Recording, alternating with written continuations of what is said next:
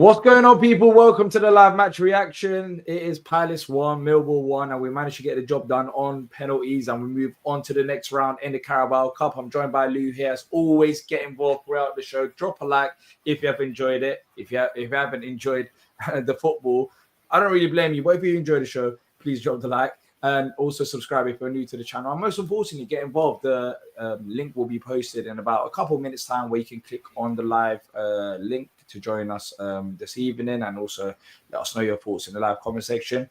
My voice is coming back, so you know I'm struggling a bit, just like the players out there. But yeah, let me start off with you, Lou. Then, of course, you looked on the preview. I watched it, and I mean, we had expectations going into this game, of course, against Millwall, but let's be honest, that performance, it wasn't good enough there, and it wasn't one particular player. There's a lot to talk about, but what's your thoughts on the overall 90 minutes today, and plus penalties?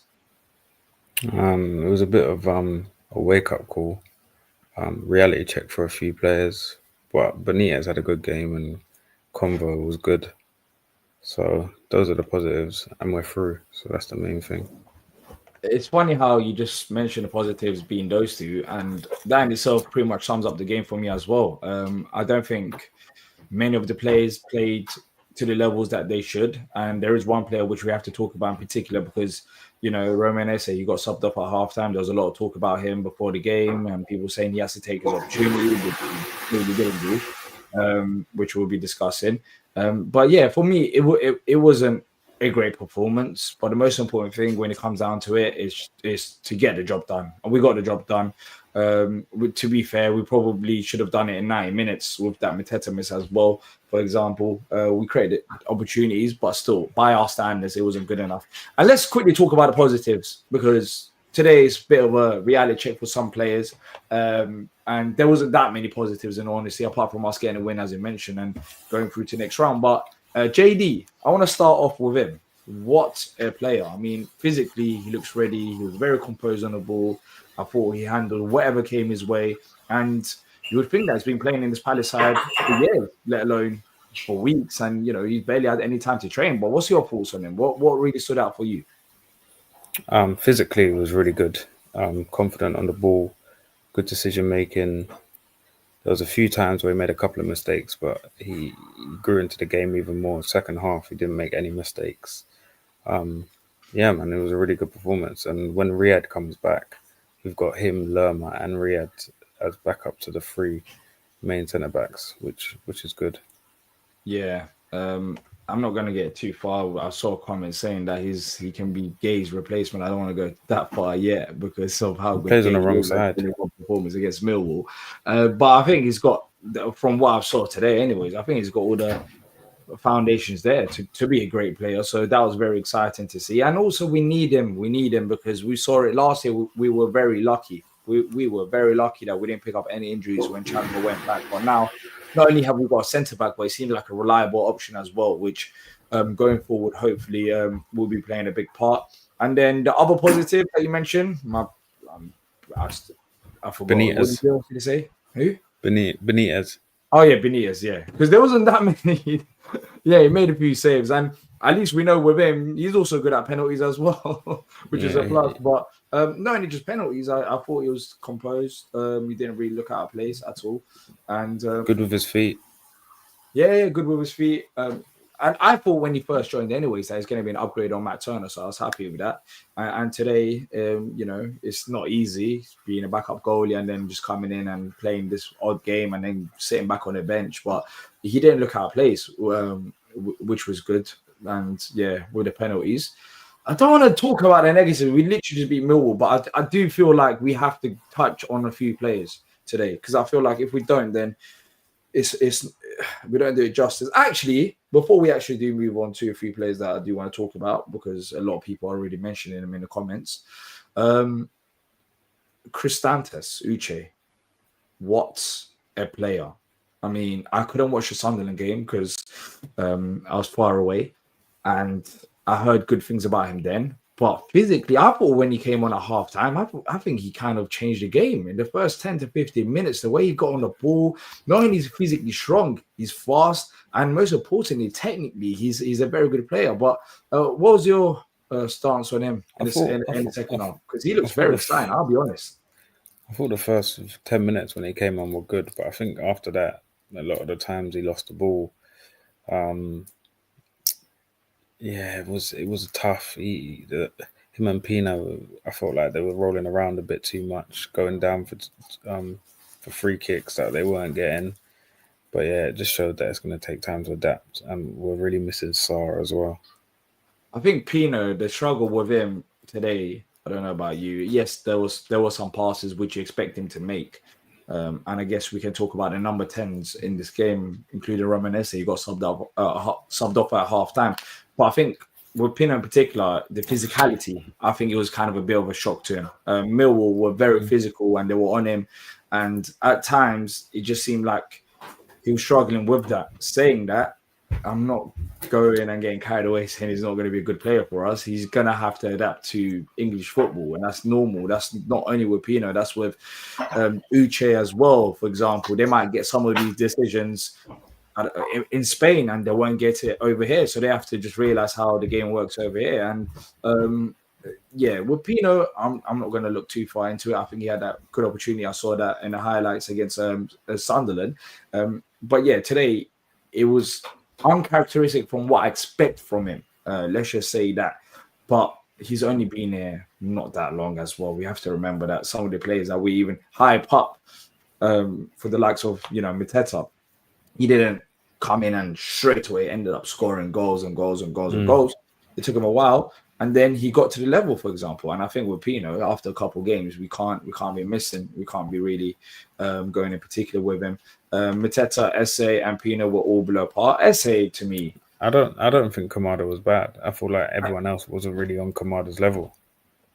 I don't think he was that bad. I think there's other players which I mentioned. Pino wasn't that good.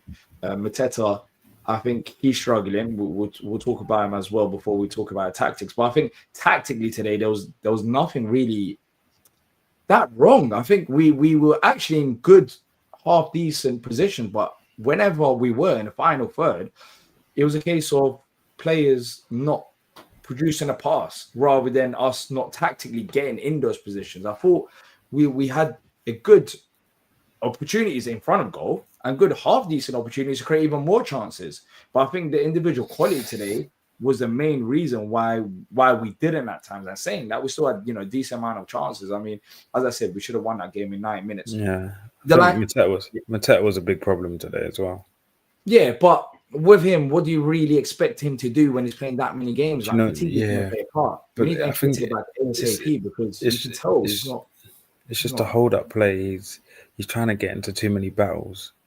Just instead of just getting it and laying it off, taking it simple, it's like really trying to back in and trying to win too many free kicks. It's not very pretty. But don't you think fatigue plays a part in terms of his performance? Well, he had to. Yeah, definitely. So yeah, that's what I think as well. Look, the lines are open if you do want to call into the show. Have I pinned it? I haven't pinned it. I'm gonna post it again and pin it. But you can call in. Let me bring on the first guest of the evening. Nosa, we've managed to get it done once again on penalties. Palace before, let's be honest, we weren't great on penalties, but now last two penalties, penalty shootouts, we've managed to win and go through. But what was your thoughts on the overall performance and the game today? Firstly, good evening, guys. I think it was a bit edgy. Like it looks like a preseason game. People trying to get into their stride again, and we played this is the fifth game of the season, fifth game of the season. No, seventh. Oh, probably with the Conference League against Fredrikstad. It was a bit of a disappointing performance considering the quality of players that Millwall have. I don't think there's any outstanding player. I like the Bangura Williams. I've seen him play a couple times, but other than that, and Ivanovic. But other than that, there's not that many quality players they have. Like their system is okay, but we should have finished this game 3-0, 2-0 at least. And I felt like some players they were trying too hard. Some players they lacked a bit of quality in the final third, and it's easy to pinpoint who were the ones that didn't really showcase what they needed to. However, I just think that the players are just trying too hard and just trust the system, because at the end of the day, if we continue playing like this, we're gonna have some edgy results, in my opinion. But I think, like Lou said earlier, we're missing a player like Sarr. Sarr just instills confidence. He knows the system in and out, and of course, apart from Mateta, the current all our disposable players are 22 and below, like attacking players. Devaney is like 20, 21. Uche is 22. Esse is 20. 22. Pino's 22. So there's limited experience in terms of just how to win in regards to just in Glasnow's side. So I'm not too worried.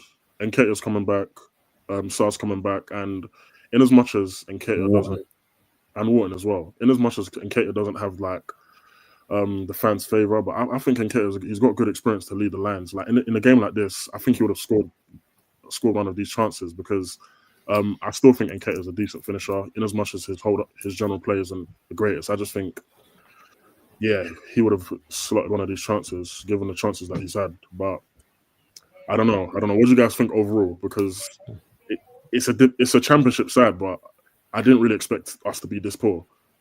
Yeah. I think chemistry plays a part. When you're looking at it, you know, some of these new players that's just coming to the side, they'll have to adjust to their teammates and also the physicality. I think that's what we struggled with. And there was a comment which was that, you know, we got bullied, which physically, I think, we struggled massively. And also fatigue also plays a part as well.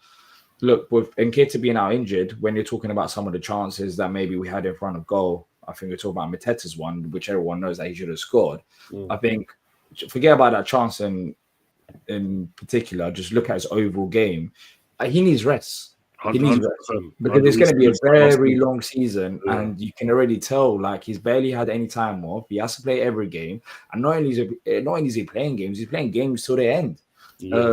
And the Conference League games at the start hasn't helped. We played in the Conference League now so far. The Carabao Cup last year, it was only just the Carabao Cup at this stage. I don't know if we played 2 games of Carabao Cup, but I can't remember. I think it was only 1. So the demands are higher. He's barely had any time to rest, and that just comes to having players back from injury. So with Mateta, I'm not worried at all. I just think he needs a bit of help. And with the other players, don't you think chemistry also plays a part? Look, we haven't mentioned Romain Esse as much. He hasn't had that many opportunities. People have been asking him to play a bit more, but today he got subbed off at half time, which you know, you can't really blame Glazer for it. But what do you think about his performance? It was dark, man. It was dark. I can't lie. It was dark. Yeah, I don't know what was going on. It was dark, man. And the thing is, like, I know we rate Esse. Like, I think Esse is a decent baller. You know, he's tidy. He's got tidy feet. He's good with his close control dribbling. And we've seen him play good games. We've seen him play had decent games. You know, he scored in his debut. But it's just I'm sure you guys play football. When you don't have that run of consistency in games, especially when you play 11-a-side football, as an attacker, it's hard to get your confidence back, especially when you're a young player. You don't have no Premier League experience. You're playing against your old team. I think a lot of fans aren't really taking these into consideration. Like, especially when you play football, you have to take these things into consideration. I was a bit disappointed the fact that they took him off halftime. Give him like 10 minutes. You know, let him get his extra touches on the ball, just to show that I'm still a part of the team. You know, I don't know whatever false positive you got to give to him, but the way he took him off was a bit demotivating, you know, from just like because I was a little pissed off though. I did say that in the group chat. I don't think he should have been taken off at halftime. It's demotivating, isn't it? Like, I'm sure you guys play football. I'm sure you guys play football. If your manager takes you off, it's like he didn't get the chance to rectify. Everyone else did, but he didn't get a chance to. I would have given him another 10 minutes. Yeah, 10, 15 minutes. Just let us get his feet wet again. And what are we thinking about Eze going forward now? Because he's been, you know, subbed off at that Liverpool game last season, and that was very harsh. He got subbed off at this one as well. Like, what's gonna happen with him? Because he's trying too hard. He's not getting that many opportunities. Do you think? I'll be real. He has to consistent little like interval opportunities, maybe 10, 15 minutes off the bench. Because no. I think he's got to come on when we're winning games. That's it. Just to get the flow of the game again, like just to get the confidence up. 10, 15 minutes. So like hopefully we have results where we're winning like 3-0, 2-0, like in the 80th, 75 minutes. Then he comes on, show a bit his flair, builds confidence. then slowly but surely, he'll probably just get another chance. But it's going to take a while. It's going to take a while, especially when you're an attacking player and you're like 4th, 5th, 6th choice attacking player. Yeah, that's what I was going to say. Do you think he does get a chance now? But with Uche back at the side, and you saw how he was in the second half when he came on. Look, Devon even played left wing back. He played left wing back the last 10 minutes. Or 20 we need to talk about Sosa as well, bro. Sosa, dark. It's dark. Yeah, today was dark for him. I was a bit disappointed with Sosa. We'll talk about Deveni first. Because a little later on. We'll talk about Sosa later on. The thing about Devon, when he comes on, like, I'm not his biggest fan. I'm like when he starts, but when he comes on, he makes an impact. So that's why I like him when he comes off the bench. He makes an impact. He's not the most technically gifted, but he always makes an impact. The 2 corners. And did you guys see that pass? That little. Yeah. And then Mateta, I don't know what Mateta done with that, by the way. But I think Deveni at left wing back is okay going forward. But I think 1v1 against a decent winger, he will struggle. Yeah, you saw that. Do you agree with the comment? Yeah. As well, there's a comment from Davidson. I think SA and Raksaki show a flaw in Glazer's management. He also needs to look at himself. Do you think Glazer's been very harsh with SA in comparison to other players? You both did say that he shouldn't have been subbed off at halftime. This is a player that's a young player still, that's still adjusting. He's come on against Liverpool, got subbed off whilst coming on as a sub. He got subbed off today at halftime. Is there a valid argument that Glazer is being a bit too harsh towards him? I don't know. Quickly for me, I think to play for Glasgow, you have to play with a maturity. And Deveni plays with a maturity. He does what the manager says. Whereas SA and Raksaki have a tendency, they might give you some magic, but probably most of the time, it's not what the team needs. And you saw SA, some of the decision making was not of a mature player. When the ball's coming towards him, he's waiting for it to come to him instead of going and being proactive, and the other team's nicking in front and it's creating transitions. He wants players that he can trust and that can play with maturity. And I think Raksaki and SA and Franca and Ahamada, all these players don't play with a maturity that is of the level that Glasner needs. That's my view. Yeah, I can somewhat agree on that as well, because there was moments where you're like, why are you doing that? Why are you doing that?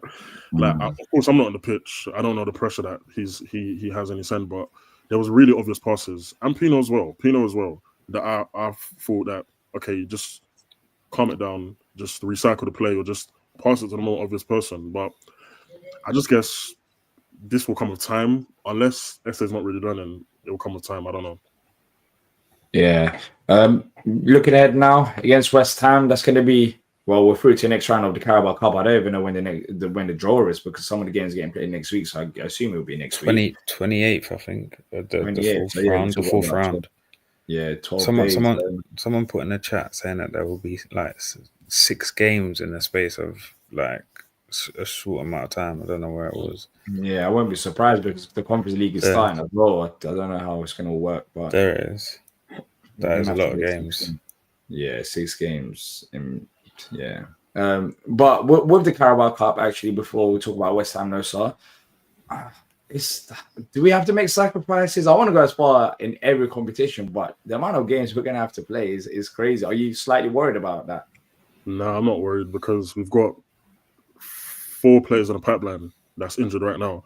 That's Chadi Riyad, Nketiah, Sarr, and Wharton. So these are, all of them are decent players, especially Wharton. He's a level above, and Sarr as well. Like, I'm not worried at all, because even Canway that played today, he was balling out. Yeah, he's very good, man. I was very impressed. I'll be real, yeah. The Sarr and Wharton might be the most important players, you know. Not only because of like creativity with Wharton, it allows Kamada to have that flexibility as well. Maybe Kamada could push it in. Yeah, but if you both of them as well, yeah, complete maturity in their play. Wharton plays like he's been playing for 30 years, and Sarr is he's so effective, and his pace just scares the life out of teams. Like, if you know Sarr's starting, your tactics are completely different to if Sarr's not in the team. You have to set up completely differently, because even if you nullify Sarr, your your tactics are focused on him, which allows other players to come into it. But when Sarr's not in there, it just changes. It's so much easier to stop us playing through the lines when Wharton's not there, or going longer when Sarr's not there. It's difficult, man. Yeah, and it allows a bit more strength on the bench as well, of course. Flexibility to even change up the game. You know, when Wharton's in the side, if Wharton was available today, then you never know. Maybe Kamada could have pushed the number 10 position a bit earlier on, and you know we could have rotated it with Pino. Nosa. Who would you have in the on Saturday in the 10s? Would you go? The thing is, the only certified 10 in my opinion right now is Kamada. Like, Uche played alright, but like I said, just indecisiveness was all over the place. It was so annoying because, like, even the weight of passing, like, you're playing as if you just had your summer off. Like, you literally just came back from pre-season.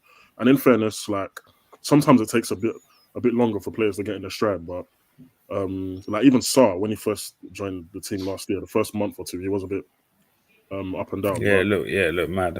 Yeah, it was dark. I really want Kamada to start, but that means Lerman's going to go on the 10, right? I mean, in the centre.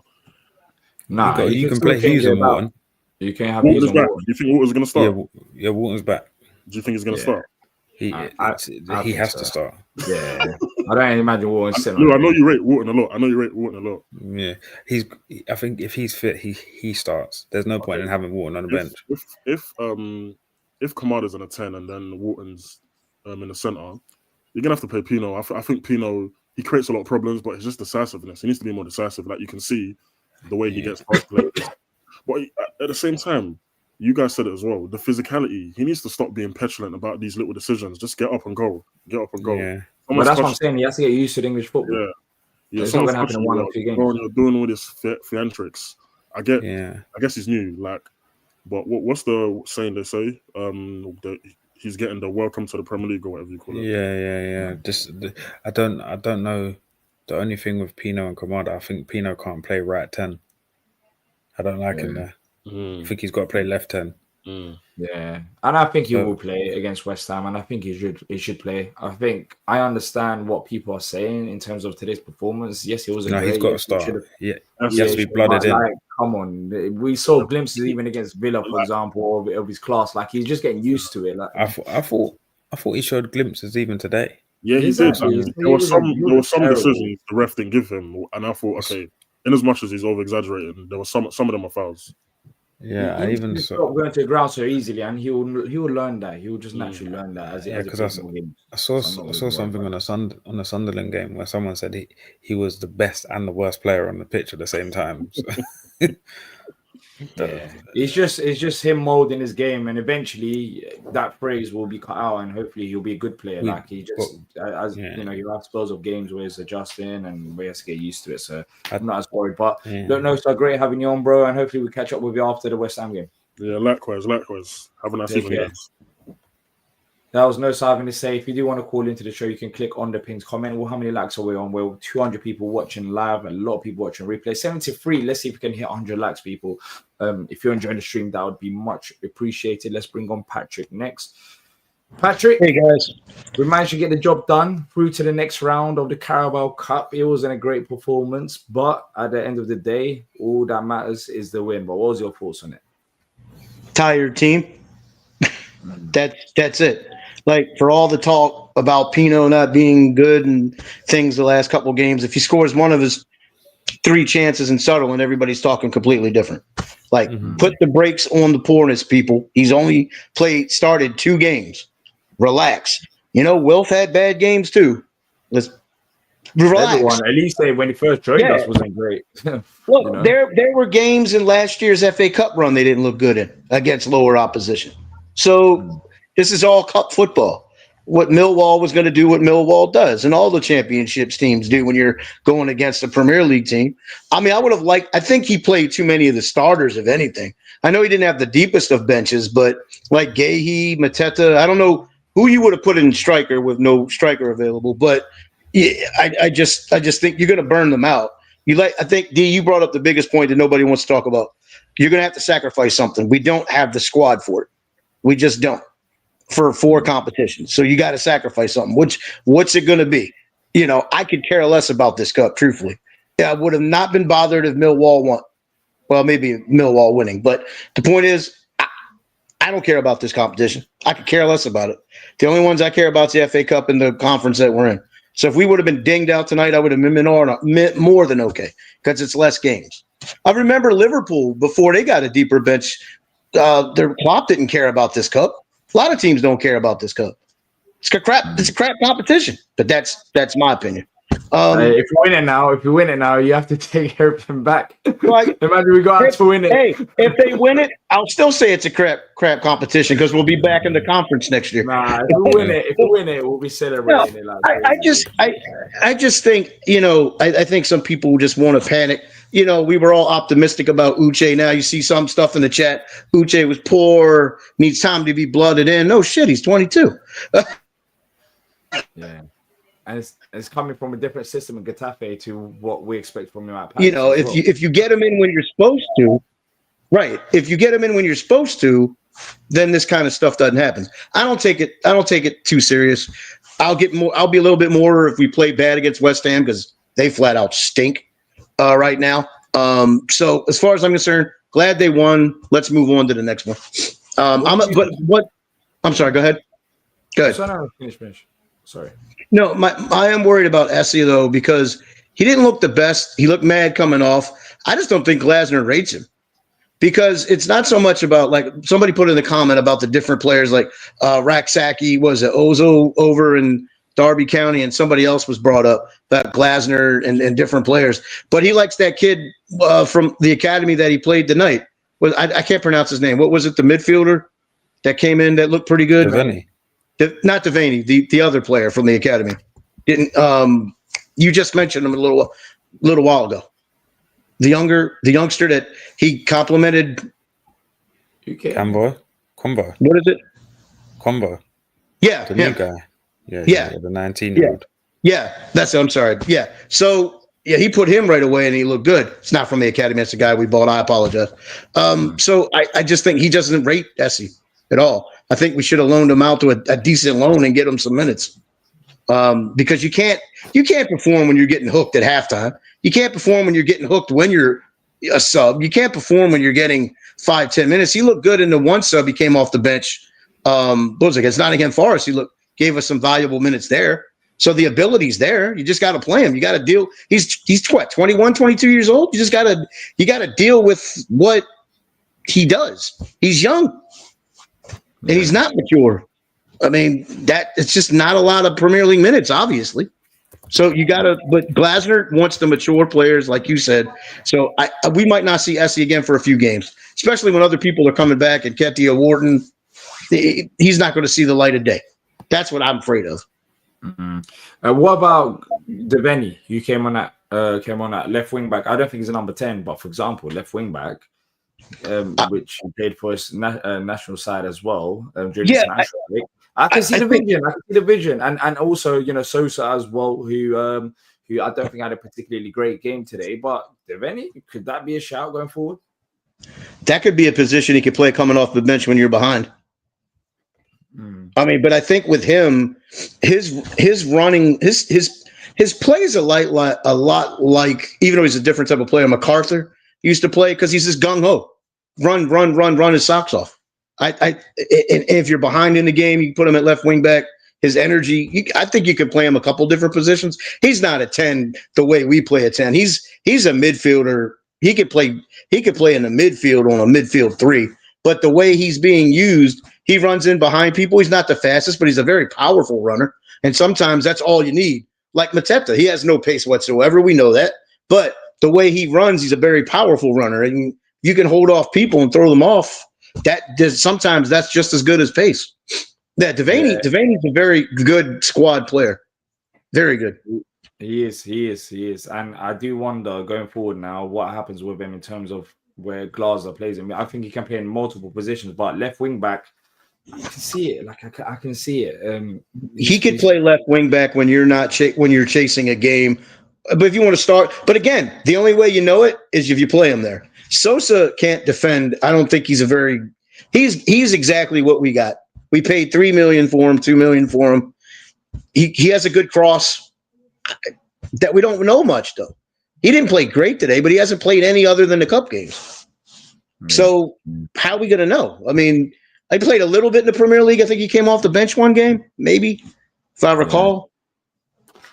When you look back though, I think it's kind of crazy even thinking about it. We've lost a competitive game. Yeah, I don't care about no jinx and stuff because I mentioned this before and we still haven't lost. Back in April, on April, which is absolutely crazy. But for us to continue this streak against West Ham, which I think we've got a decent opportunity if we do turn up. Who plays in a number 10 position? Because some people, and I know you're not one of them, are saying Pino's not good enough, or he hasn't been good enough, etc. But what would you do? I realize that Villarreal is not in the Premier League, but La Liga is still a decent league. A lot of teams in La Liga sit deep against bigger teams, and at that time period, Villarreal still is a Champions League team. Pino can play. I think people, since the injury, he's more of a playmaker than he is a goal finisher. That's how I've always seen him. He plays in the 10 because he can create. Now he needs to play on the left to get more out of him. I think that. Now the right one, that's where it gets a little dicey because if Wharton's healthy, I wouldn't start him right away just because of injuries. He's injury prone. He's been injured the last year basically. But if you start Wharton, I would go.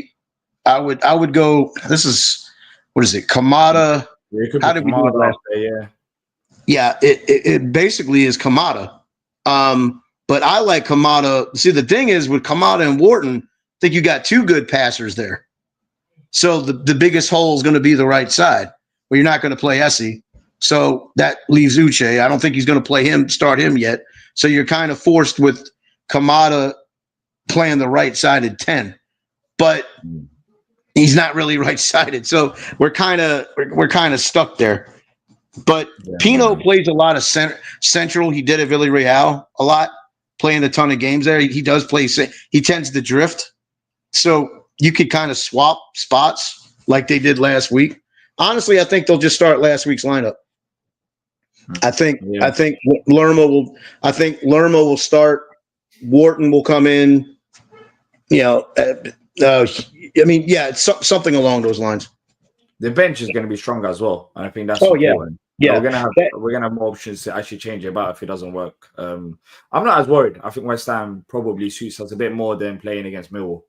Honestly, who I would like to see would be Uche and Pino play those two positions, and then with Mateta. Unfortunately, he's probably dead tired, but with Mateta, because you got two powerful players there, and the little creativity with Pino. I just think we're a better team than West Ham. And I'm not going to say we're 100% winning, but I'm confident that we can get the job done. I think we've got enough to mix it about, and Glazer could change it about, and I think we've got enough to hurt them, especially with how poor they've been defensively. So yeah, it should be a good game. Actually, to get Kamada in midfield, if Wharton doesn't start and you want Kamada in midfield, he could start Devaney at that right. Can he? Yeah, he can play the right side of 10 because he can cut in on his left. Cut in, Now he's not a 10, but the way they're going to use him won't really. The way that he uses him is he runs in behind. Not that he's the fastest player, but he's a powerful player. Maybe he even drops a little into the midfield, so you're playing more with three midfielders, and that's why Glasner's a great coach. Because he can tweak his system a little bit. Because remember, when Sarr started, he's not really a 10. He plays. He was going drifting on the wing, or he was cutting inside. He's playing up with Mateta. You do something similar to like that. So I don't really, it's just a matter of we're getting healthier. We're moving on. We got what? And Nketiah and Wharton are definitely back for West Ham, right? Yeah, they should be back. Yeah. And then Sarr will be back by Liverpool. What was that? Sarr will be back by Liverpool? I believe so, yeah. Okay. So, I think we beat West Ham. We're on our way. I'm not really concerned. Yeah, let's see. Look, Patrick, great talking to you, and hopefully we catch up with you after the West Ham game. Definitely. Take care. Take care. That's Patrick having to say. Let's add Bollocks next. Bollocks, I think your name suits today's performance, let's be real. But at least we managed to get the result at the end and win on penalties again. But what was your stance on it? Did you go to the game? I did go to the game. Yeah. I was one of about 10,000 people that had around for the penalty shootout.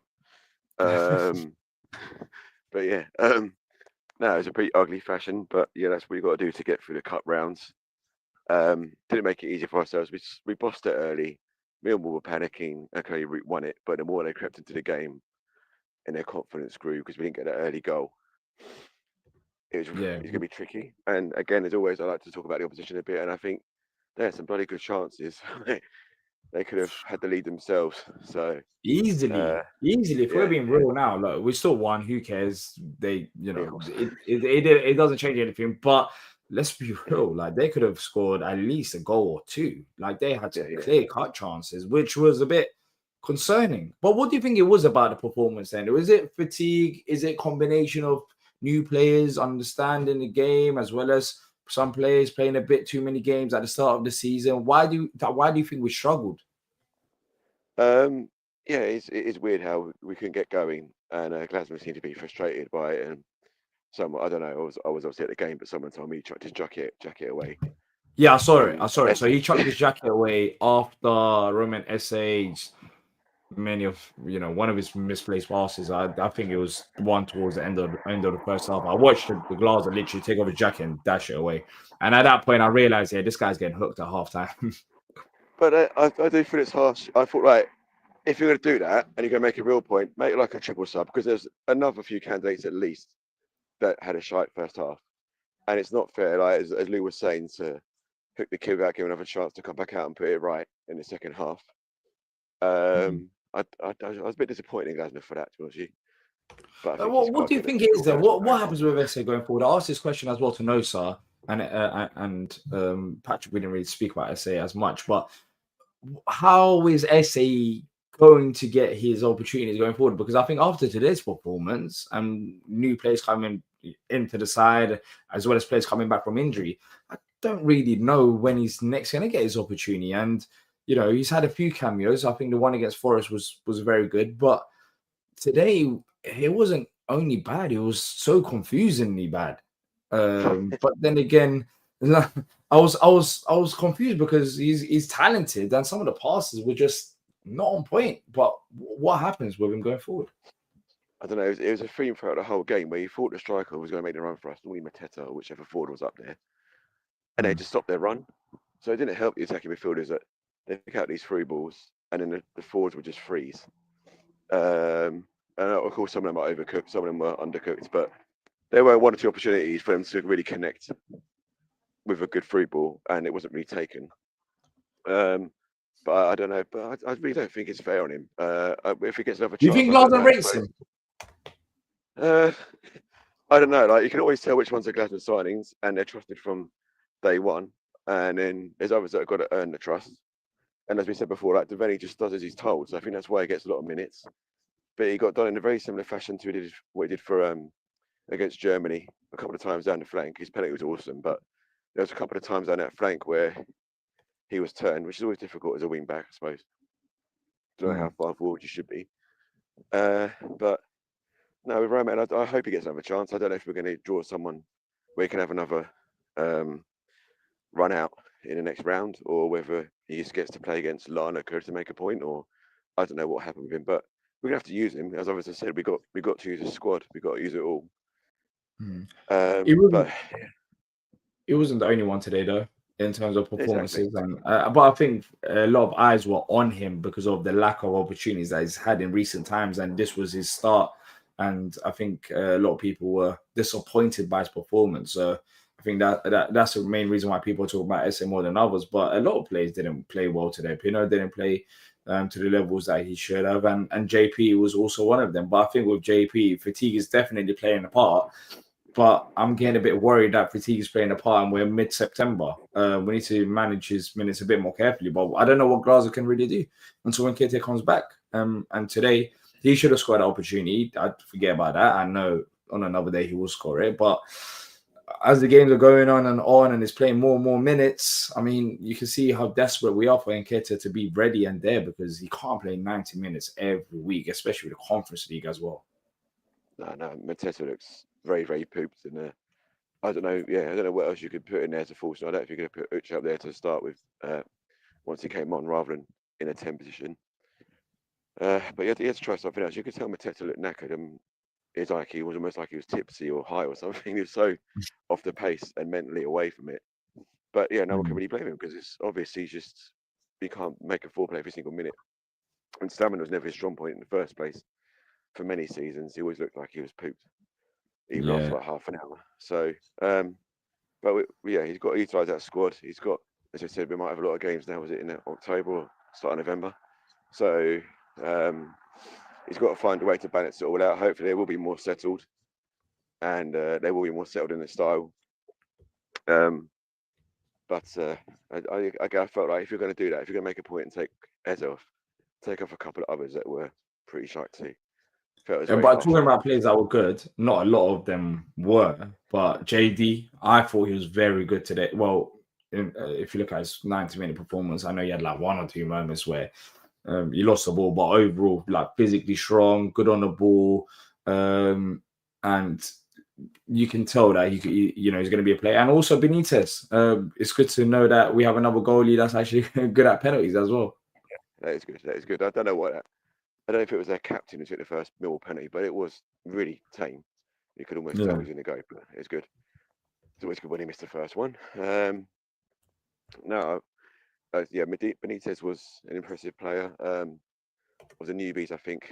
No, one that really was impressive. Pino just seems to be trying too hard. Needs to sort of take a breath, I think, now and then before he pulls the trigger or makes that pass. He's overheating a lot of things. But again, you can see he's got potential. He's got a good attitude. He's willing to get stuck in. So no, I thought Sosa again was a little bit underwhelming. Someone next to me was comparing him to Mark Kennedy, which I thought was a bit harsh. Just I can't really be asked to take anybody on. I can't be asked to run anyone, so I'm just going to try and hit a pass from here, I think. I thought when Devaney came on, I thought he was exciting left wing back position. Do you think we could see Devaney more in that role going forward? Yeah, I think always be that utility player, like where the players are fading, he'll just fit in there. So today we needed a left wing back option, but other times you could go even like a false 9 or something. It's what his duty is, and it's good to have a player like that, very versatile. I think Uche will do the same thing, like whether we're stuck or run out of steam, he'll just go on. The biggest thing is we're seeing Mateta, for example, struggle with fatigue, but Mitchell was one of those players as well for many years without no backup option, and it's good to get the job done without Mitchell being on the pitch, because you can see that he's first of all Sosa coming in, I think, has upped this game, and also him having the opportunity to rest here and there. He hasn't played every single minute of so far this season. It's definitely helping us going forward. So it's good to see that as well. And in terms of the Carabao Cup, we're through to the next round. What's your thoughts on this competition in comparison to all of the other ones? Because it's going to get very hectic, the schedule. I'm a very much opposite mentality of the other Patrick. I want any silverware. I want us to try and grab that League Cup. It's always difficult because the semi-finals just sort of ruin it, because you're going to get a Liverpool or Arsenal, and it's really tough. But no, I really want us to give everything to all the competitions. And the more that we win that Brighton haven't won is even better. So that's what we're after. We can do it. We can win that. We'll win the last 16. We might get Grimsby, maybe Port Vale or somebody, who knows. So even then, like Brentford beating Villa, I think that was it's not an upset, but Brentford this season, well, to be fair, to be on paper anyways, Villa looks stronger, but to be fair, they both haven't been great. Villa's been kind of shocking this season, but it was positive results. And I think the draw is next week, so we won't know till then anyways, because of the Champions League games and some of the other big teams playing. But yeah, with the Carabao Cup, I'll see it. I'll believe it when I see it. But it's like even last year, you saw it. We go against Arsenal and there's no VAR, and we get hard done by an offside goal. It's never really been our competition, to be fair. No. Well, under Glazer, that could change for me. The Conference League and the Carabao Cup, 2 competitions, which maybe well, the Conference League definitely, but Carabao Cup you can add that there as well. The only thing I'm concerned about is fatigue and the amount of games that we've got to play. So, with you. so yeah. Look, Wait, I'm just happy if we win every single game and end up in the manner that we did today and win the Carabao Cup. No one will be upset. I guarantee you that, because This is very no true. one on earth gives a toss about performances in the cup competition. You just would need to get through to the next round, and that's what we've done. We managed to get the But job done. You're right about Sosa, because Mitchell's got to he's got to keep an eye on Bowen on, is it Saturday? I think it's Saturday, not Sunday this time. He's got to play against West Ham, so he'll be fresher to mark Bowen than he would have been had he played. And Bowen's a real handful, so he can manage Xhaka, he can manage Salah, he can hopefully manage Bowen, but he's not being exhausted by a Millwall player taking lumps out of him. So it's those sort of things that do benefit us. What rotations would he make against West Ham? Well, it depends on who's fit. I'm not sure that I would push Walton, like Louis says. I think, as Patrick does say, he is a little bit injury prone, but it's nothing to say he can't do a 30 minutes or maybe coming at half time if we're struggling. But I don't think you risk him, because we're going to need him later in the season, definitely. And we don't want to push that and then lose him after resort to Lerma and holding midfield. But no, I wouldn't start Wall unless he was definitely razor sharp and fit and stuff. And Nketiah would have been good on the night like tonight. As Ever said, it would just, you take off Mateta with half an hour left, and you've got Nketiah's speed to try and pinch another, maybe for a ball over the top or something. So we're missing that. But we got the job done. It wasn't pretty, and it's quite nice to give Millwall hope and then take it away from it again. Fuck him. Yeah. At this point, they must be tired facing us. Like there was never any debate, anyways. But it's like, over the recent years, we beat them in the FA Cup twice. Now beat them in the Carabao Cup as well. It's just, I don't know. But it's their day out, I guess. I guess if they enjoy themselves, that's what. There's no real competition. The food chain, it's not easy. He doesn't work for small clubs like Millwall, as expected. But well, maybe next. Well, we'll see. Maybe we have them in FA Cup again. But last time we beat Millwall in the cup competition under Glasner. Don't want to be that guy, but we ended up winning it. So, so let's see if history repeats itself. But Bollocks, get home safe, and hopefully we catch up with you on Saturday. All right, then, take care. Say hello to Lawless for me. Oh yeah, I need to sort that out as well. That's going to be amazing. That opposition preview will do. All right, then, take care. Yeah. Okay, if you are enjoying the stream, please hit the like button. I don't know how many likes? We're nearly on 100 likes. I'll go through some comments before we do wrap up. What's our record now? Unbeaten in all comps. I think I saw Patrick say something around 16, but I know it's 10 in the league. But it's still amazing. Like, this run that we're on since April is ridiculous. It's absolutely ridiculous.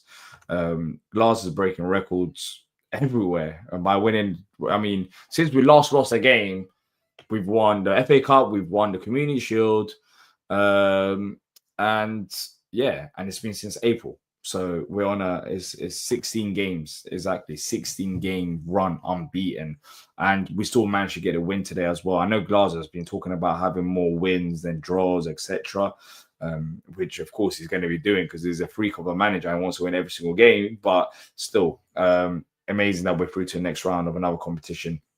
But look, people, I'm going to wrap up. There isn't much else to talk about in terms of today's performance. We managed to get a job done. It wasn't a great performance. Individuals didn't play to the levels, so some of the individuals didn't play to the levels that they should have. But we're through. We're through to the next round with hopefully no injuries that I've noticed. Anyways, he seemed like he was just normal sub to bring in Richards and make sure he doesn't get overplayed as well. And we're through. Millwall is what it is. It's part of the food chain. What can we say? You just have to get used to it. Every single season, it feels like now, you just have to lose to Palace. But if you have enjoyed it, hit the like button, subscribe, leave down your thoughts in the comment section down below.